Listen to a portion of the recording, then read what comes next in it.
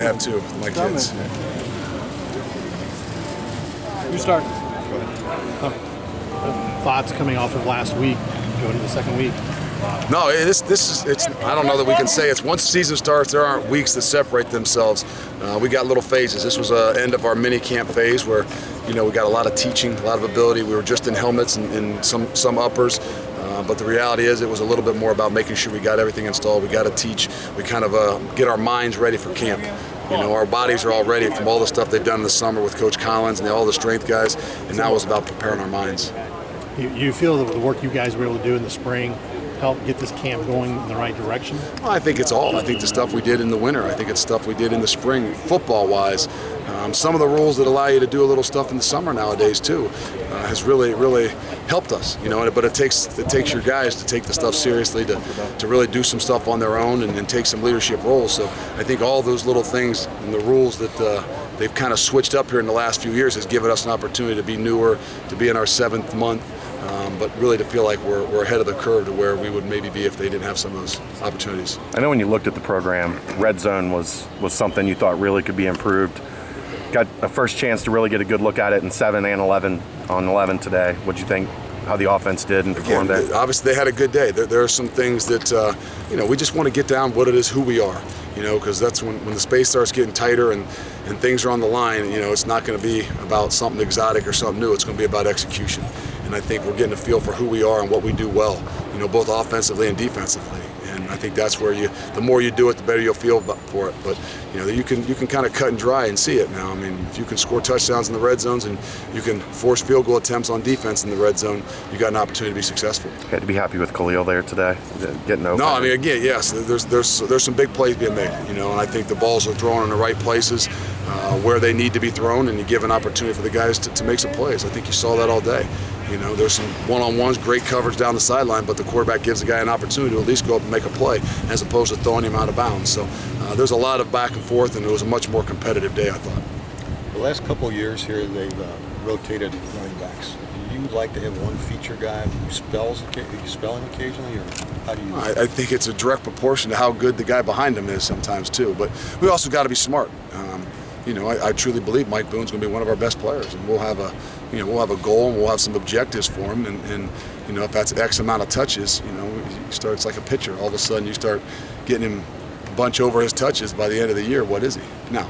When you get down to crunch time and the things that you got to do. But the reality is you got to play your best ball at the end of the year. And the more people you can keep involved and you can give roles to, I think the better we'll be. Is there such a thing as a back having to get into a rhythm, though, to play? I'm sure there is. There's such thing as a back taking in too many shots, and then by the end of the year, they're no good. There's some things you can't avoid, obviously.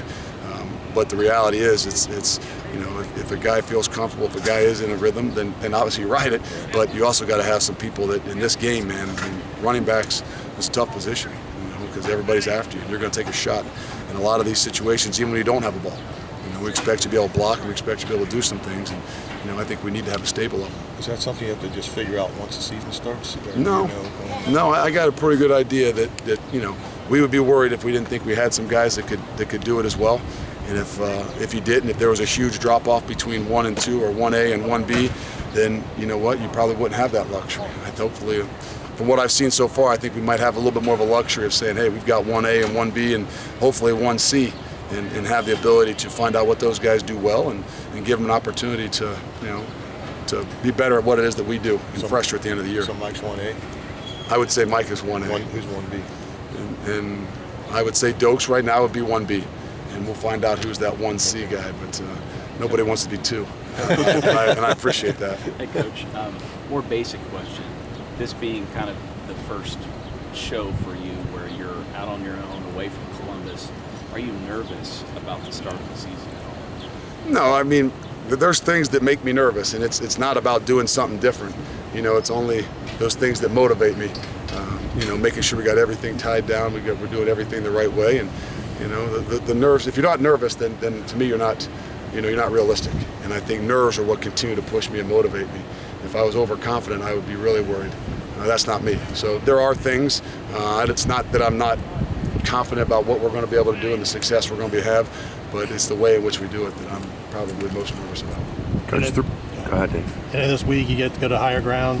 What have you learned about higher ground for your I've first been trip? out there twice, so I think it's a great setup, and we're going to do things different. And I think that's one of the things that we've got to be able to do is just, it doesn't mean where we sleep, where we stay, where the team meeting is. We don't want them to get into a rut where, hey, well, we know this when we go out there. No, you don't. This is going to be new. But it is fun. It's an opportunity. I've never had the fortune of doing it. I think when I was in Columbus, I think we went away for a day and a half with 1 year with Coach Tress, but never really truly had the ability to get away where your team can really bond, your coaches can kind of get together, you can kind of be secluded from all the other things and really hopefully develop and enhance the culture that we have.